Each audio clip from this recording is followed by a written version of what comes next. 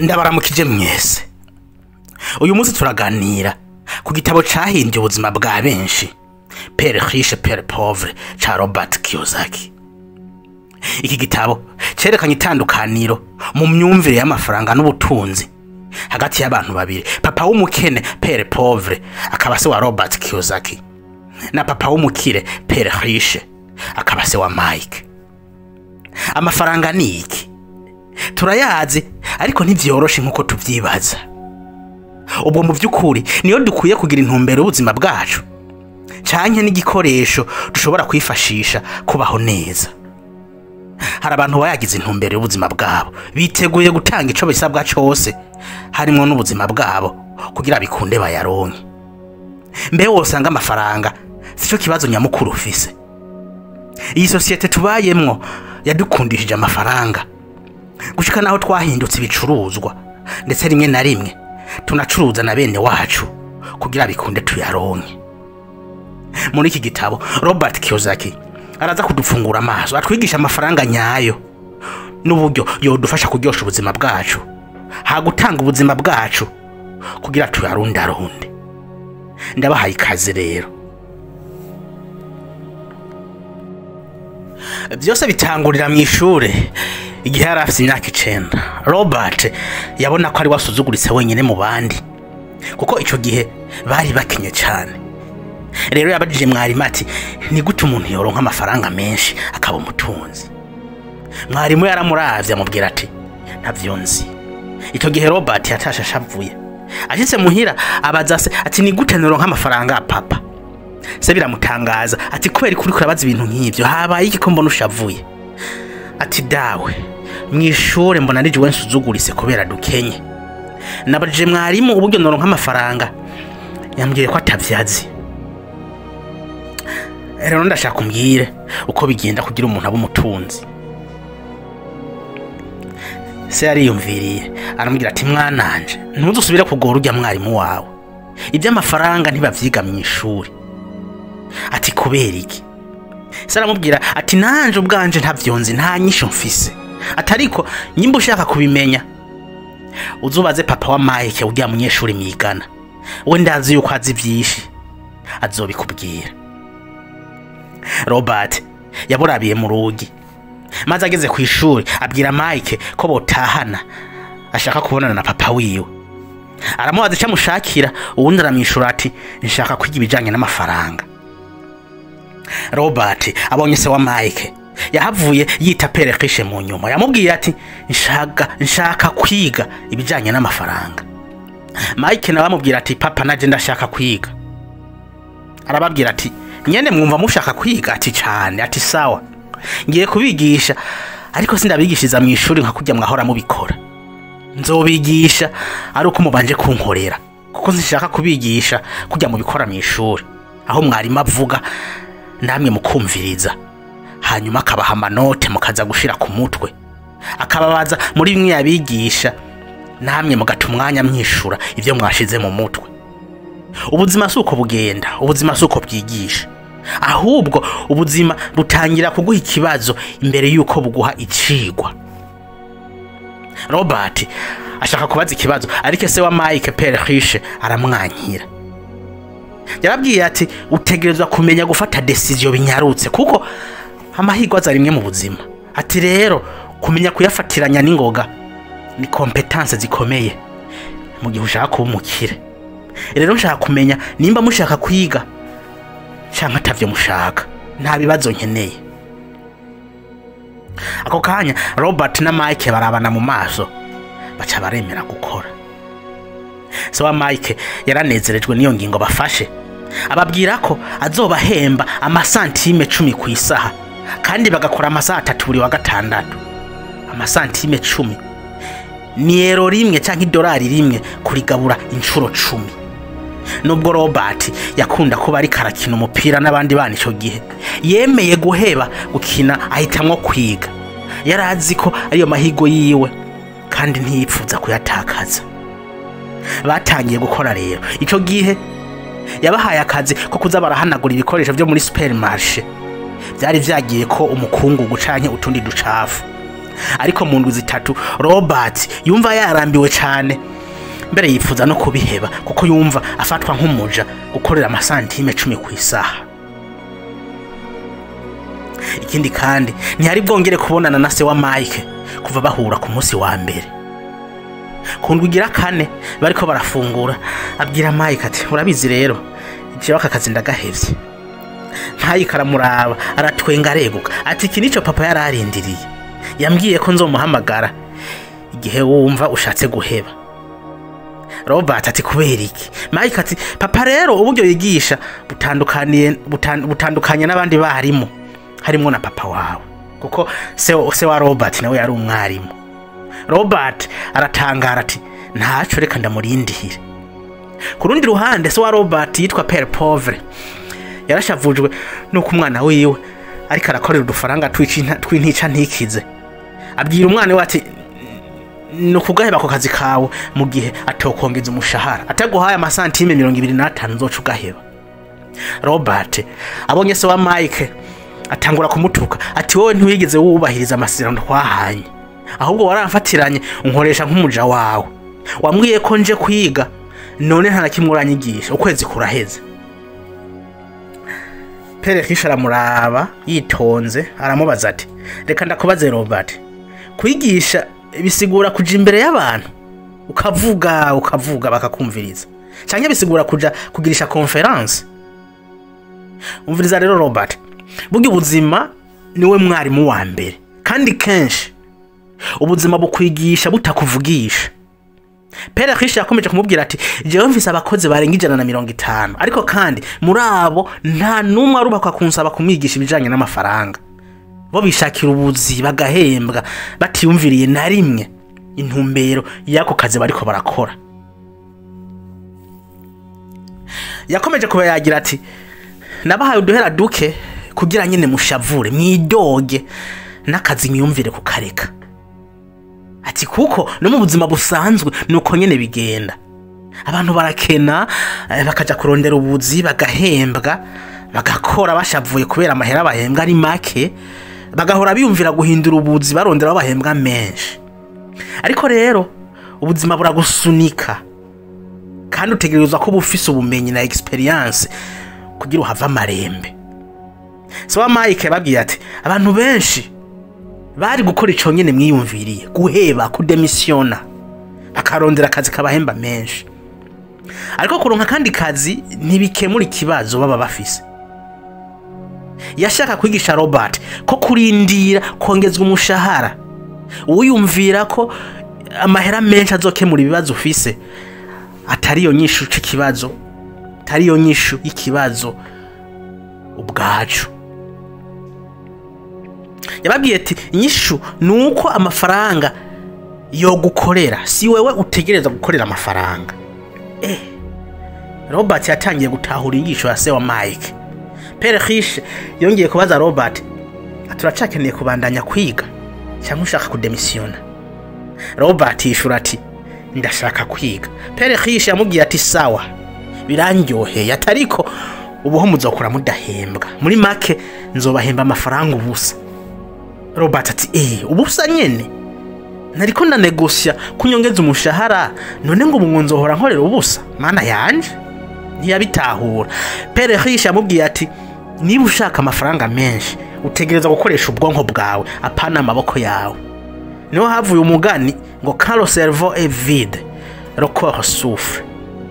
Bisigura ati iyo ubwonko bugaragara no mubiri uhasinzikarira. Robert na Mike bakoze akazi badahembwa indwi zitatu zose. Umunsi umwe Pere Riche afata abahungu babiri arabasohokana arabatembereza gatoya. Rageze imbere arabaza ati muri izi ndwi zitatu hari kindi kintu mwamumaze kwiga? Barishura ati oya nta kindi.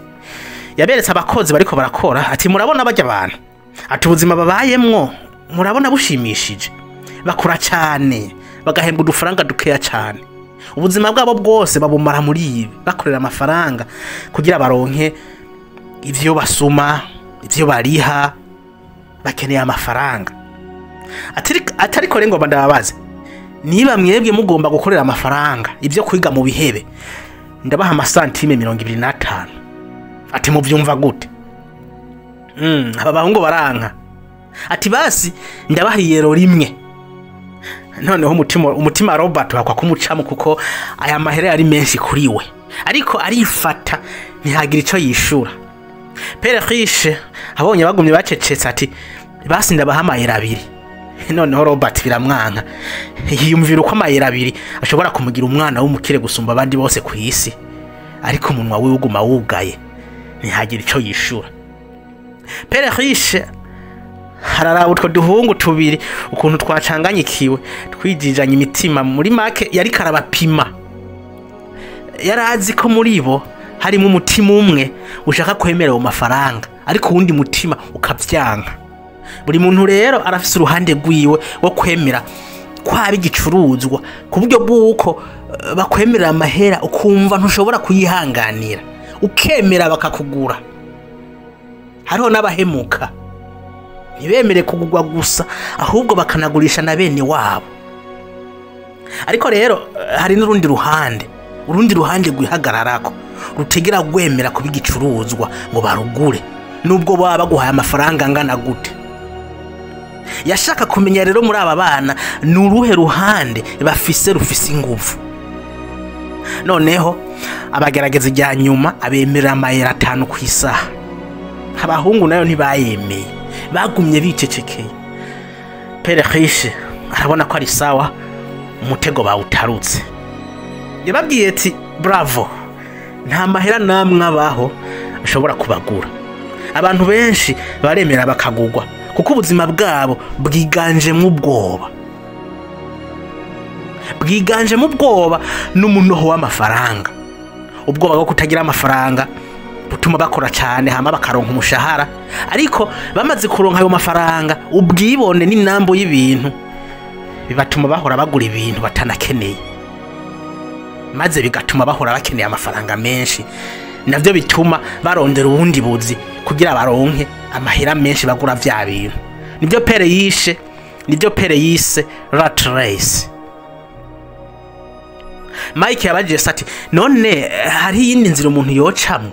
Saramwishura ati ego.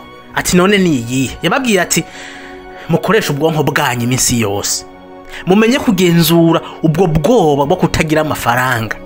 Nimushira imbere umushahara, ubwonko bwanyu buzobere ku buryo buvamo amafaranga arusha kure niyo uwo mushahara mwariko mwiyumvira. Mu gihe muzoba mwaratsinze ubwo bwoba bwo kubaho mutagira amafaranga, muzobona ibyo abandi badashobora kubona. Igihe cyose muzobona opportunity canke amahigwe abandi badashobora kubona.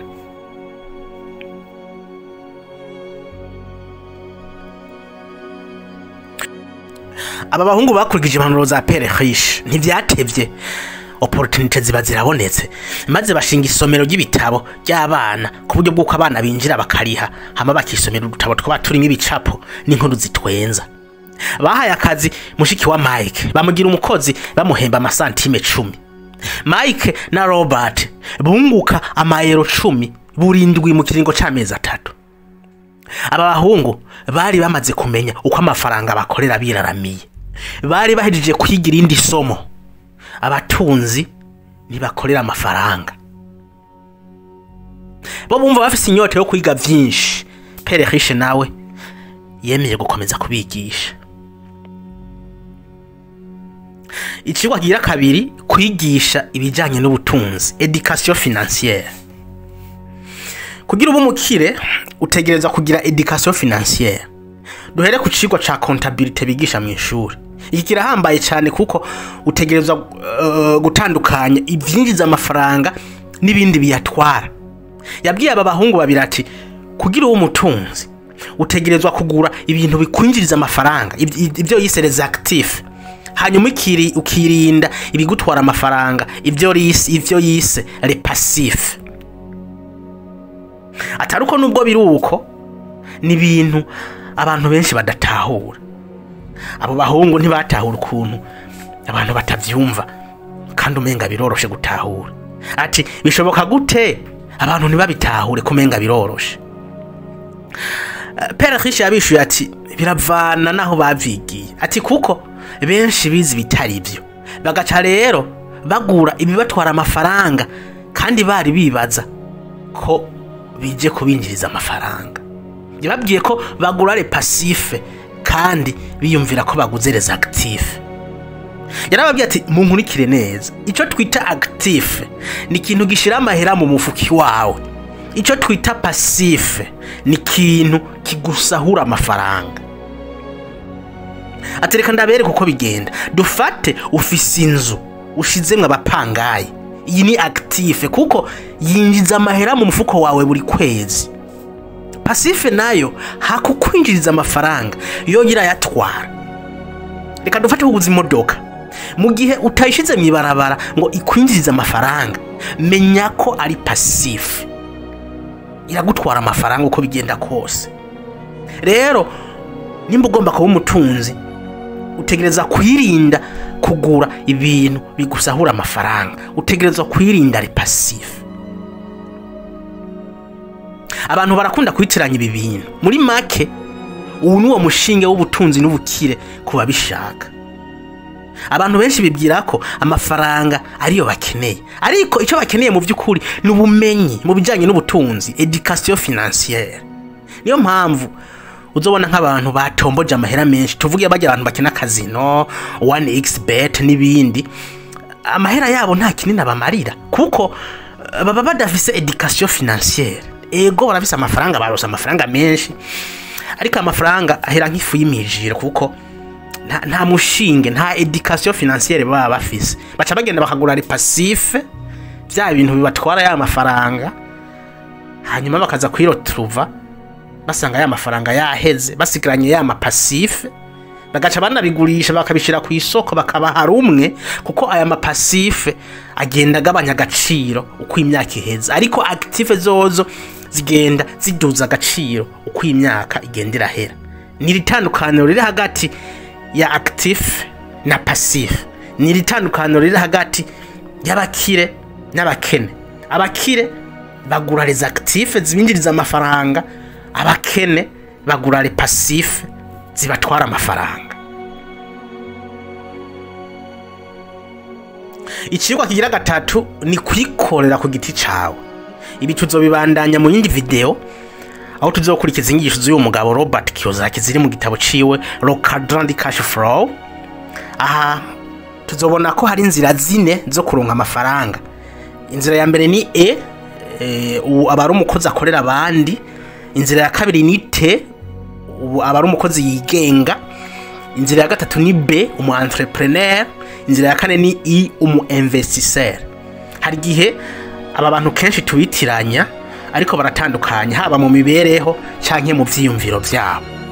Nivyo tuzobona mu yindi video ikurikira. Izi nyigisho niko ndabaha zavuye mu gitabo ca Robert Kiyosaki Père Riche Père Pauvre. Ni igitabo camamaye cyahinduye ubuzima bwa benshi. Ariko murazi ko bavuze ngo ushatse kunyegeza ikintu mwirabure uzobibike mu bitabo, ariko ntibikiribanga kuko nabibasomeye nabibahaye. Yari incamake ndabahaye, ariko niba ushaka kuvyisomera vyose, niba ushaka kwisomera iki gitabo cose, nyandikira muri commentaire muhere PDF nawe uvyisomere. Bye.